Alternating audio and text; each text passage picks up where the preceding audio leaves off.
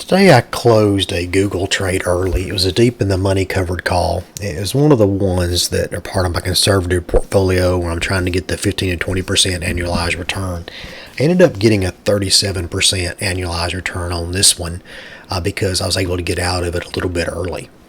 I entered it, this is the weekly chart right here. I entered it on this candle. And what I want to do is go ahead and draw some of my levels. I draw almost all my levels and almost all of my trend lines on the weekly charts. I just want to kind of draw a little bit here to show you what I was looking at when I entered this trade and give you an idea of why I thought this was a pretty good trade. So this is the weekly chart here. You can see I've got the 50, I think that's the 61% and the 78% retracement levels. On my main charts that I use, I'll use all the retracement levels all the way down, and all the way down to 78.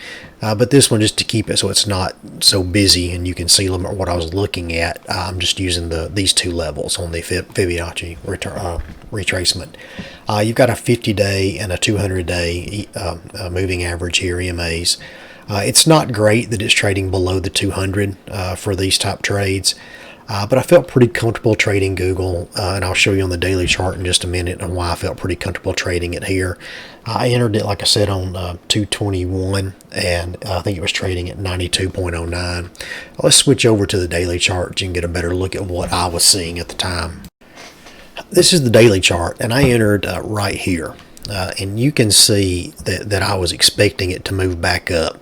I was a little surprised it continued down here, but it really didn't hurt the trade because, again, I sold the 85 call down here. So it was deep in the money covered call. I was looking for a certain return, and I got that. But what I was looking at when I entered this trade, of course, you've got the Fibonacci levels here, so I look like I would have support.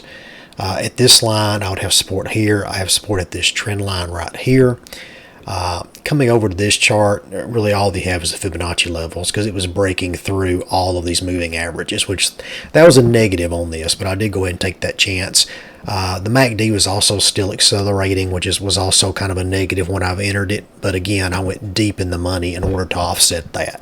On this chart, with my Bollinger Bands, it was already past +1, headed toward +2. I was expecting the snap back to the 21, which I did get that, and that's why I was able to get out of the trade. I've got this move down, then that snap back. I was just a little bit early on my entry, but because I was going so deep in the money, it really didn't matter. As long as I got it, before it broke through these levels, I was okay, and I did. It hit this 78% retracement on the weekly, and then it bounced back up for me very nicely.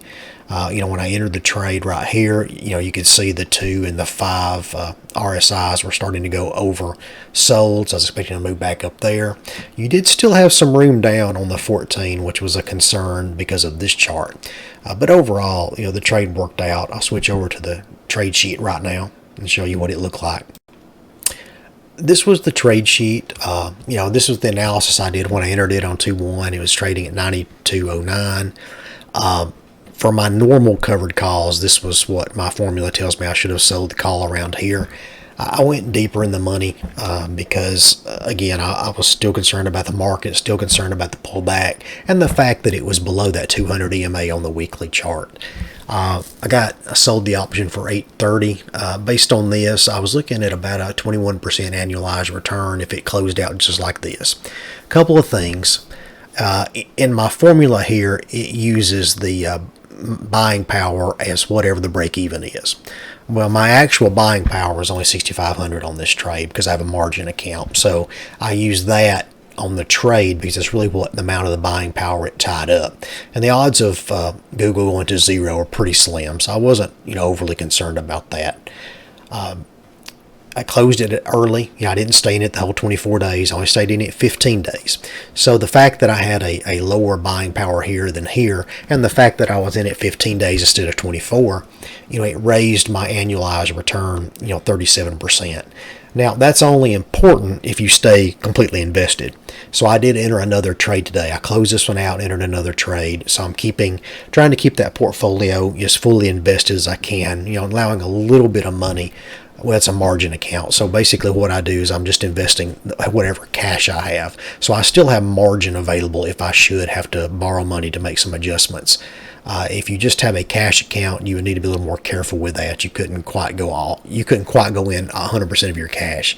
But I am trying to keep 100% of my cash in these type trades and shoot for a 15 to 20% annualized return. This one's a little better, but my goal is the 15 to 20%. That's what I'm trying to get. It's something I'm really focusing on this year to see how effective I can be and how many positive trades I can get, what my winning percentage is. Right now it's really high, even with the market fluctuations, because I'm so far deep in the money. These trades are working out very well.